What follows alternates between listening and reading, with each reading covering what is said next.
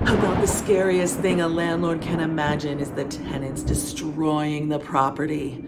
They can see it in their nightmares: torn carpets, broken cabinets, drywall torn from the studs.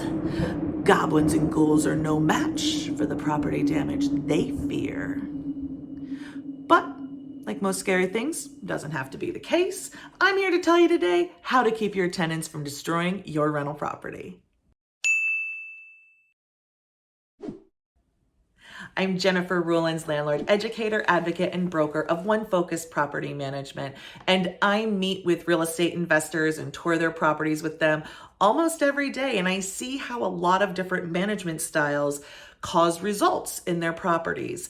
And so today's advice is really my best and most impactful suggestions to start to make a difference in how tenants are treating your property and make sure they're not destroying it.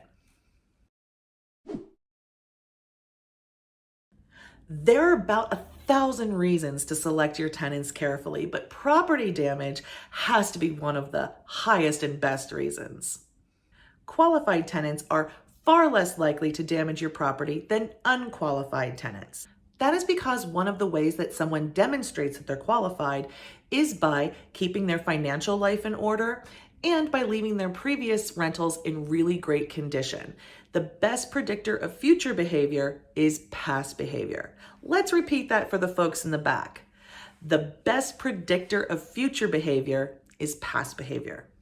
If you aren't making decisions on who you rent to based on fact-based criteria relevant to the housing relationship, you are doing it wrong and exposing your property to risk. We all enjoy good service and communication. It makes us feel secure and taken care of. And when tenants have a great relationship like that with their landlord, they don't want to give it up. Rental property owners, please act like the service providers that you are. Your tenants pay a monthly rent for a housing service, and they deserve the elements of that service, such as, quick response to questions and responsiveness to maintenance needs.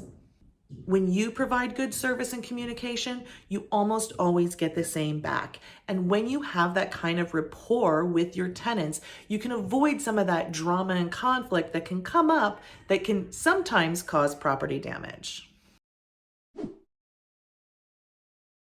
In business school, a professor of ours drilled into our heads, inspect what you expect. The idea is, if you expect it to be, you need to inspect it and ensure that it is. So if your properties are not getting inspected at least once a year while occupied, I don't believe you're inspecting what you're expecting. This should be a full walkthrough of the property from the attic to the basement, inside and out. You're looking for unreported maintenance issues and even lease compliance issues. If you expect that the smoke detectors will be installed and in working order, you need to inspect it and make sure that they are. If you expect the lawn to be cut and the bushes to be trimmed, you need to drive by and ensure that it is. Simply doing these inspections sends the message that you care and you are watching. So if you're following my previous suggestion and inspecting what you expect, you're going to find two different kinds of issues. One is issues that you need to fix. The other is issues that the tenant needs to fix. For the issues that you need to fix them. Do it as soon as time and money allows. If the sidewalk is broken, fix it. If the gutters need to be cleaned, clean them.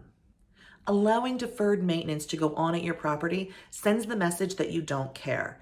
And if you don't care about the property, why would anyone else? For those issues that the tenant will need to fix, you need to say something, you need to have the conversation, and you need to be willing to address it. It can be really difficult for some people to have these conversations around expectations and lease requirements. They really struggle to say things like, hey, that animal isn't permitted by your lease, or hey, these people that you moved into the property aren't on the lease and that isn't permitted. They fear the conflict, and I get it, but there's no room for fear when your investment is at stake. When you're able to say something, to have that conversation with the tenant, you're sending them the message that This matters, and you are willing to have an uncomfortable situation or an uncomfortable conversation and see it through. When you're paying attention and handling issues proactively at the property, you'll see that your tenants often act accordingly. If you like videos like this, I do hope you'll subscribe. And don't forget, we have a Facebook group just for Pennsylvania rental property owners. So join the conversation. The link's in the description. We'll see you there.